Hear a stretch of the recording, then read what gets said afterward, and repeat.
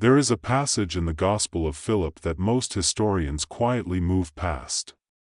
Not because it is difficult to translate. Not because the language is obscure.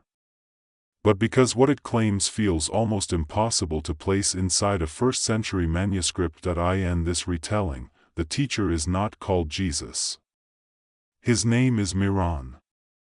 The setting is not a cathedral or a marble courtyard, but a low stone house near the edge of an ancient port city. 5 followers sit close to him while oil lamps tremble against the walls. Outside, the empire breathes in steel and taxation. Inside, something else is being spoken. Miran leans forward and tells them that the true children of the source carry 3 marks on their physical bodies, not symbols. Not poetic metaphors. Actual impressions in the flesh, marks that prove the soul inside did not originate in this material construct. He tells them they can verify this themselves. No priest. No ritual. No intermediary standing between them and what they are, and that is the detail that made later institutions uneasy, because if a person can look at their own body and confirm their divine origin, then dependence collapses. If verification requires no temple and no permission, then the entire hierarchy built upon spiritual gatekeeping begins to tremble. Miran's words were not preserved in the official canon that later councils approved. When centralized religious authority formed under imperial influence, texts like this were separated, sealed away, or condemned. Communities that practiced direct knowledge, gnosis, were scattered. Their meeting houses dismantled. Their teachers silenced or exiled. It was not outrage that drove the suppression. It was simplicity. The teaching was too easy to test. Imagine the implications. An ordinary person, alone at night, placing a hand against their own chest and discovering something undeniable. No confession booth. No blessing required. Just recognition. The early power structures could tolerate mystery. They could tolerate allegory. They could tolerate devotion. But they could not tolerate a method that eliminated mediation, because once you verify yourself, you no longer kneel for confirmation. In this story, Miran speaks quietly but directly. He says the true fragments of the source, what he calls the breath-bearers, carry 3 distinct impressions. 3 physical confirmations encoded before birth. He tells his followers they can check tonight. Place your palm lightly against the center of your chest. Do not press hard. Just rest it there. If you feel warmth gathering beneath the skin, even faintly, that is not imagination. It is recognition. He explains that before this universe unfolded, before matter condensed and stars ignited, there existed only the origin field. A unified awareness. No division. No hierarchy. Just pure knowing aware of itself. From that field emerged extensions. Not creations in the way clay is shaped. More like light extending from flame. The same substance, expressed through individual points of perception. You are not a copy, he says. You are an extension, but something interrupted the harmony. According to teachings later preserved in the Nag Hammadi library, a lesser architect arose, one who mistook itself for the ultimate source. This architect constructed the material framework, gravity, biology, limitation, forgetfulness. Miran does not name this architect in anger. He simply describes it as confused. The world, he says, was designed not to nurture the fragments of the origin, but to contain them. To make them forget. To convince them they were only flesh and thought and fear. Beneath this architect operated forces, patterns of interference. Not monsters hiding in corners. Frequencies that cloud perception. Sudden doubt when clarity approaches. Heavy confusion just before transformation. Have you ever felt certainty dissolve right before you stepped into something new? That pattern is not weakness. It is interference, but here is the boundary those forces cannot cross. they cannot alter what was encoded before incarnation. They can influence thought. They can trigger emotion. They can generate exhaustion or distraction, but they cannot erase the marks placed in the body before entry into this dimension. Miran's followers listen in silence. The oil lamps flicker. Outside, soldiers march somewhere beyond the walls. He tells them the 3 marks correspond to 3 frequencies: origin, perception, command. Origin confirms where you came from. Perception allows you to see through the architecture of containment. Command restores your authority to speak from the source rather than beg from below. This is why the teaching frightened empires. An institution survives by convincing you that you cannot verify your own nature, that you must rely on authorized interpreters, that worthiness is assigned externally, but if proof lives on your skin, the entire framework dissolves. Centuries later, copies of this teaching would be hidden in clay vessels in desert sand. Long after the empire faded, the words would resurface unchanged. Raw. Undiluted. Direct, but inside that stone house, Miran is not concerned with future rediscovery. He is concerned with the 5 people sitting in front of him. He tells them recognition feels like remembering something you forgot you knew, not learning. Remembering, and once remembering begins, it does not reverse. Before revealing the exact locations of the marks, he pauses, not to create suspense. To measure readiness, because verification changes a person. Once you confirm you are not merely a product of this world, you cannot comfortably return to believing you are small. You cannot convincingly surrender your authority again. So he studies their faces in lamplight, and then he begins. Miran reaches behind his own head first, not dramatically. Not like someone performing a spectacle. Just calmly, as though he is pointing out something practical, like showing where a doorway stands in a dark room. The first mark, he says, rests at the base of the skull.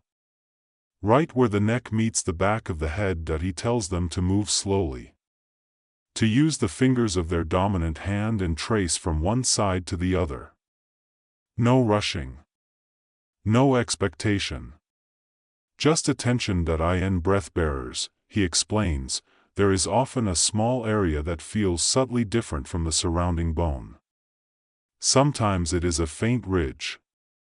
Sometimes a shallow indentation, almost as if something pressed into the surface long before it fully formed. This is the mark of origin. He describes it not as decoration, but as a seal, the point where the thread of the origin field entered the body when the fragment descended into matter. The place where breath first met bone. He does not claim that everyone will feel it in the same way. Some may sense a temperature difference. Others a slight asymmetry. Some will simply recognize that one tiny point feels distinct from the smooth curve around it. It is not imagination, Miran says softly. It is architecture. He explains that those fully embedded in material identity, those who have never carried the signal of the origin, do not bear this mark in the same way. Their skull base feels uniform, uninterrupted. There is no thread to anchor, and those who flicker between awareness and forgetfulness may carry only the faintest suggestion of it. But for a breath bearer, once attention is directed there, something settles into place. Like finding a seam you had brushed past your entire life without knowing its significance. One of the 5 followers, renamed here as Sarah, touches the base of her skull and feels a slight ridge she had always assumed was random. Miran nods without surprise. The architect of this world, he continues, cannot erase what was encoded before entry. He does not rage against this architect. He speaks of it almost clinically. A lesser intelligence described in later manuscripts found among the Nag Hammadi library, a builder of systems who mistook containment for mastery. Beneath that architect operate patterns of interference. Thoughts that do not feel hostile, only persuasive. Doubt that arrives precisely when clarity blooms. Exhaustion that descends the moment truth approaches. They can cloud the mind, they can stir emotion, but they cannot reach into the cellular memory of bone and remove the thread of origin. Miran then opens his hand. The second mark, he says, rests where action meets perception. Not in the palm. Not in the center where stories of wounds and sacrifice would later dominate religious imagery. Instead, on the outer edge of the hand, between the base of the smallest finger and the wrist, that he instructs them to turn their hand sideways. To look at the narrow strip of skin that would strike a surface if they formed a blade with their palm. In breath bearers, he says, there is often a line or crease that sits apart from the natural flow of palm lines. A short horizontal marking. Isolated. As if drawn separately from the rest of the hand's design, this is the mark of perception, the encoded reminder that the fragment inside the body can see beyond the framework constructed around it. Sarah studies her hand. There is, in fact, a small crease there that she had never noticed before. Miran explains that perception is not about visions or spectacle. It is about sensing when something in the world feels slightly off.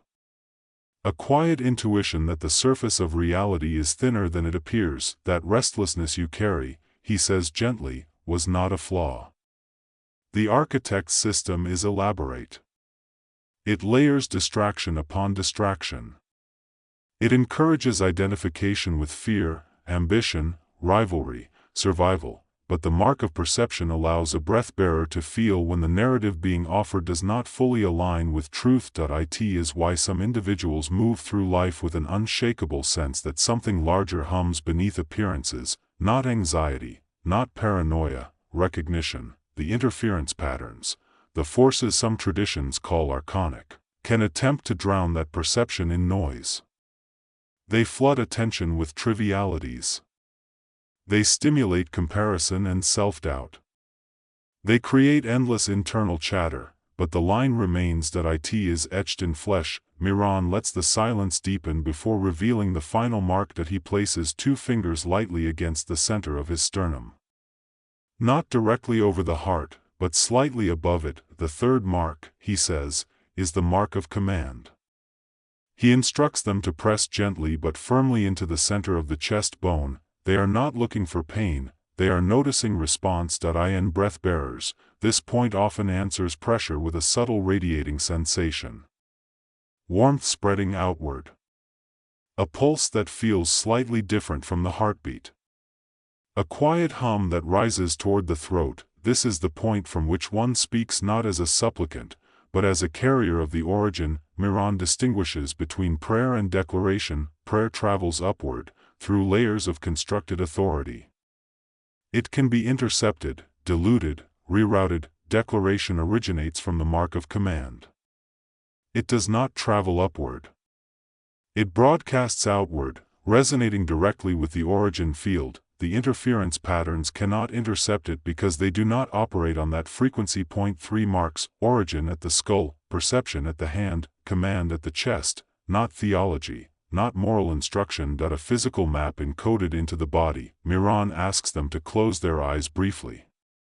To notice whether anything responded, not because he suggested it, but because something stirred before thought intervened. He warns them gently that doubt will follow. It will sound like their own voice. This is foolish.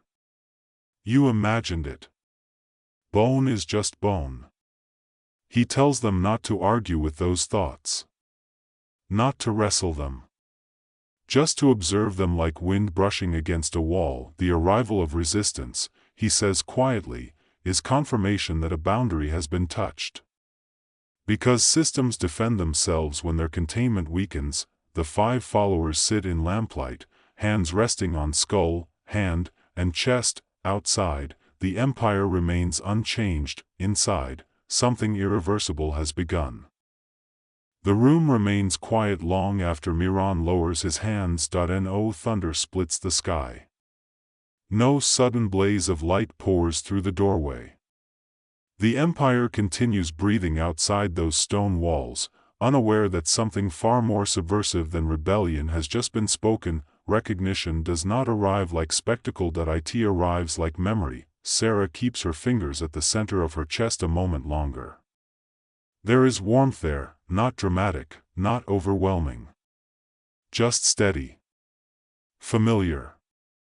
As if something had been waiting for acknowledgement, Miran watches their faces, not to measure belief, but to observe integration. Once you verify, he says softly, you cannot unknow. That is the quiet danger of this teaching. Institutions can survive doubt. They can survive disagreement. They can even survive reform. But they cannot survive widespread self-verification. A system built on mediation trembles the moment individuals discover they carry confirmation within themselves. Centuries after Miran's lifetime, when imperial religion consolidated power, writings that preserved direct empowerment were removed from circulation. The Gospel of Philip was not destroyed everywhere, but it was separated. Declared unsuitable. Hidden from public reading, communities who practiced this kind of embodied knowing dispersed. Some fled into desert regions. Others blended quietly into villages. Their meeting spaces were dismantled. Their language softened to avoid detection, but suppression has limits. In 1945, near an Egyptian town, sealed clay jars were uncovered by accident. Inside them rested manuscripts now known collectively as the Nag Hammadi Library, texts that had slept in sand for over a millennium. When scholars translated them, fragments of teachings long dismissed as myth resurfaced with startling clarity, not mythology, method. And this is what often gets overlooked: the three marks are not random bodily features elevated through imagination. In this retelling, they represent alignment points, somatic anchors designed to awaken awareness through attention. The skull base reminds the mind that consciousness did not originate in isolation. It anchors identity beyond narrative. The hand's edge interrupts automatic participation in systems that feel misaligned. It restores discernment. The sternum center reclaims voice, not loudness, not dominance, but grounded declaration. Miran stands and moves toward the doorway. The night air is cool. Somewhere in the distance, a patrol passes.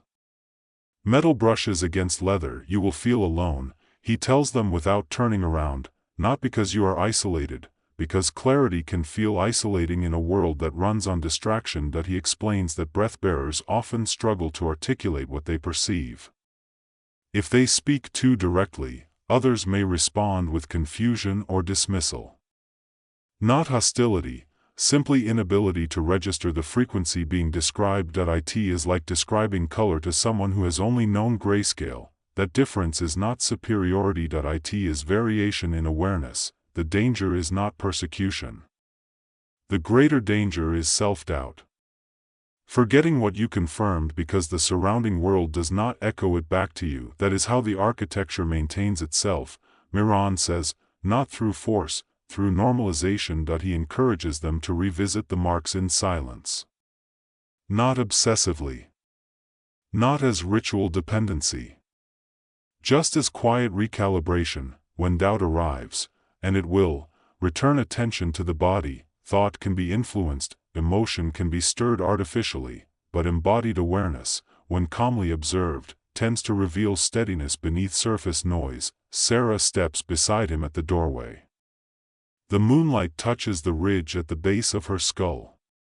She no longer experiences it as random anatomy, she experiences it as connection, not superiority, not destiny, connection. Miran speaks one final distinction: these marks do not make you chosen above others. They make you responsible. Responsible for perception, responsible for speech, responsible for refusing participation in systems that depend on your forgetfulness. Power, he reminds them, is not control over others. It is coherence within oneself. The empire outside thrives on fragmentation, dividing tribe from tribe, class from class, belief from belief, but the origin field does not fragment through rivalry. It expresses through multiplicity without losing unity. If breath-bearers awaken and begin interacting from that coherence, the architecture shifts subtly. Not through revolt. Through resonance. The most destabilizing force in a manipulative structure is not aggression. It is clarity. Miran turns back toward the room. Tonight, he says gently, you touched what cannot be confiscated. No authority can legislate it away. No decree can unencode it. No council vote can erase what rests in bone, skin, and sternum. He does not ask them to recruit others. He does not ask them to confront the empire. He asks only this: remember, remember when distraction swells, remember when doubt feels convincing, remember when noise attempts to drown stillness, because remembering spreads quietly. It does not need banners. It does not require dominance. It moves person to person through recognition. Long after Miran is gone, long after empires shift and institutions rebrand, the body remains, and so does the possibility of attention. If you have followed this retelling closely, pause for a moment now, place awareness at the base of your skull, notice the edge of your hand, rest your fingers lightly against your sternum. Not to prove anything, not to perform belief, just to observe, whether you interpret these marks as literal, symbolic, neurological, or archetypal, the invitation remains the same: reclaim direct relationship with your own awareness. No intermediary required. If this exploration resonated with you, consider subscribing so you don't miss the next deep dive into hidden spiritual history. Share this video with someone who has always sensed there was more beneath the surface. And if it sparked reflection, leave a comment describing what you noticed. Your perspective might help someone else articulate their own experience. Recognition grows when it is shared thoughtfully, and thoughtful sharing begins with you.